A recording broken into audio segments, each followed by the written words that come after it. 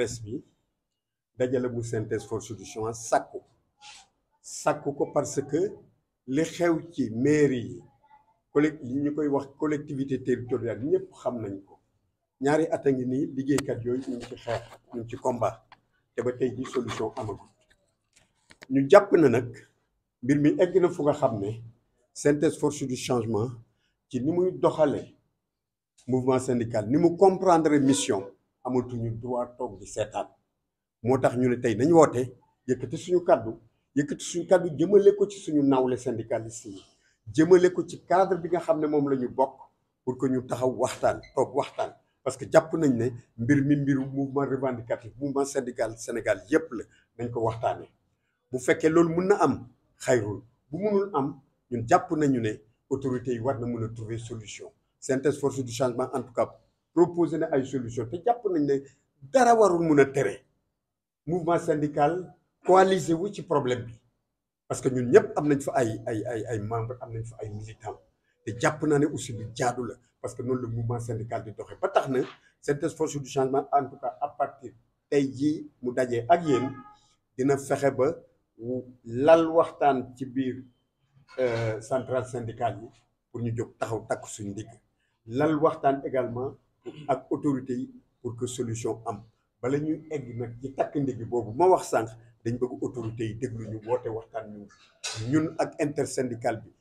coalition des centrales syndicales ak syndicat wu Sénégal yi def délégation ak intersyndical bi ñu toog ak autorité pour trouver solution parce que mbir mii ñu gis mënatul continuer te mënatuñ ko seetaan. audit bi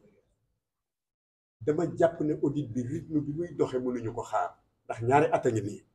gaañaa ngi ci combat ñaari at a ngi nii population yaa ngi ci jafe-jafe ñaari at a ngi nii liggéeyu collectivité territoriale yaa ngi ci jafe-jafe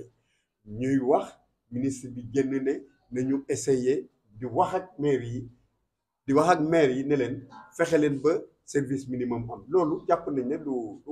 warul nekk déclaration kay booy fexe ba ay solution am ci problème bi waaye déclaration boobu tax na ba CNTS/FC jóg parce que ñun ñu ngi ko jàppe ne déclaration casse grève la dafa bëgg damm wéq ndiggu grève bi te loolu nag duñ ko nangu parce que loolu moo tax ñu war a jóg nag taxaw ci suñu wetu militants yi ci suñu wetu syndicat collectivité territoriale yi pour que ay solution am ay solution nag jàpp nañu ne war nañ mën a tàmbali exécuter parce que bi ñu càmbaree situation collectivité territoriale liggéeykat ya fa nekk gis nañu ne am na ci ñu nga xam ne amul benn jafe-jafe pour ñu appliquer li nga xam ne mooy droit bi ñuy laaj kon ñooñu nañ tàmbali ci ñooñu buñ tàmbali woon ci ñooñu loolu gage de volonté la bu nga xam ne dinañ ko mën a comprendre dinañ xam ne ñii parce que nañu yéene régler problème bi te kat li ñuy bëri yëpp kenn weddeegul de waru leen ko def comme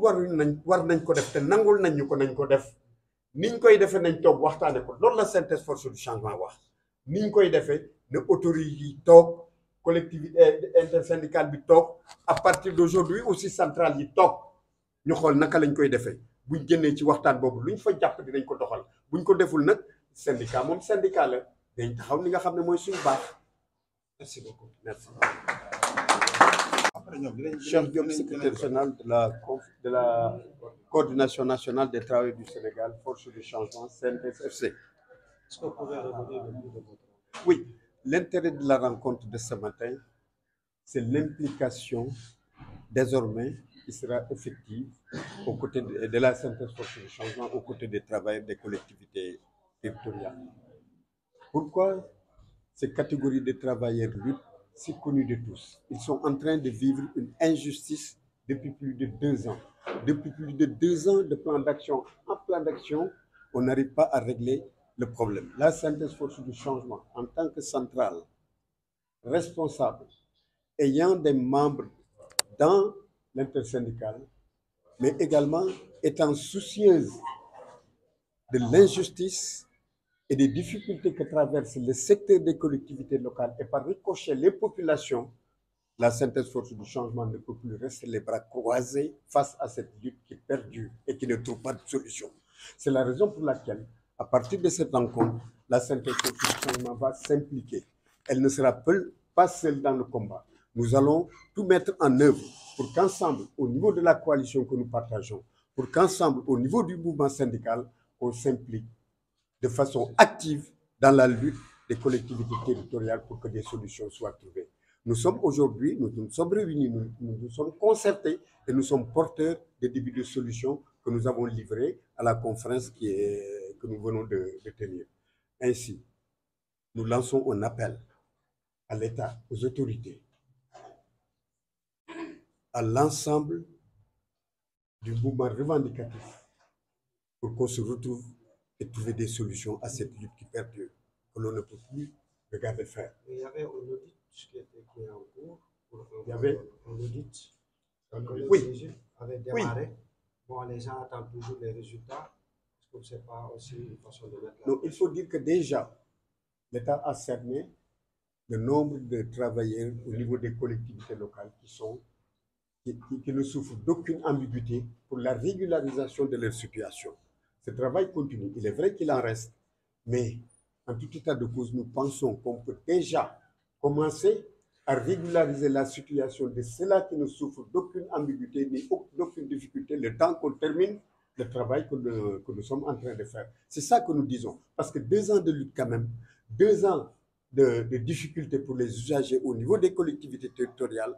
2 ans pour les populations, c'est quand même trop. C'est pourquoi nous pensons qu'il peut y avoir des débuts de solutions, le temps de trouver des solutions définitives. Et ces débuts de solutions, la synthèse force du changement l'a précisé dans le texte introductif que nous venons de vous livrer. Comment appréciez-vous la décision du ministre tout récemment en exhortant au préfet de prendre des mesures pour soulager les populations? Ça fait partie des raisons pour lesquelles la synthèse force du changement s'est impliquée. On ne peut pas comprendre que des travailleurs qui luttent depuis 2 ans et qui ont raison de lutter, qui ont la légitimité de lutter,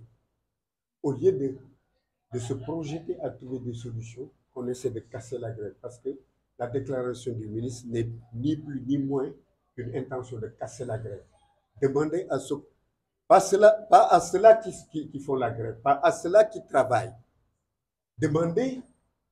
à l'employeur de trouver des moyens de substitution à la grève. C'est quoi ça? Casser cette grève et nous ne l'accepterons pas, nous ne laisserons pas faire.